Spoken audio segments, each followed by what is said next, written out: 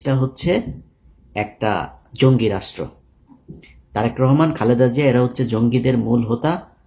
এরা এদের কারণে এদের যদি ক্ষমতায় যায় তাহলে এই দেশ আবার জঙ্গি হয়ে যাবে, অথবা আওয়ামী লীগকে রাখতে হবে। একমাত্র এই কারণে শেখ হাসিনাকে 15 বছর রাখা গেল। আচ্ছা, সেইখানে এই আন্তর্জাতিক পুরো বিশ্বটাকে কারা এই ন্যারেটিভটা দাঁড় করাইলো হচ্ছে ভারত। আর কাদের উপরে চাপাইলো? আলেম সমাজ, বিএনপি, জামাত, তাদের উপরে। তার মানে প্রধান যে বিষয়টা 15 বছর যেই কারণে হাসিনা ক্ষমতায় থাকতে পারলো সেটা হচ্ছে এই যে আমাদের দেশকে জঙ্গি রাষ্ট্র তৈরি করার সেটা। এটার সাথে একটা বড় অংশ কে ছিল? প্রথম আলো।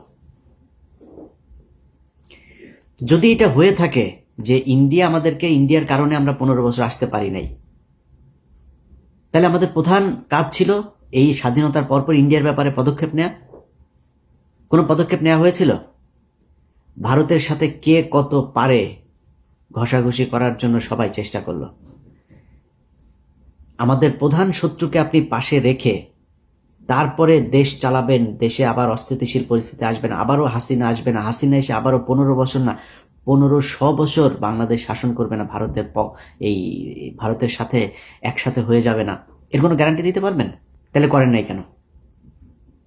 প্রথম আলো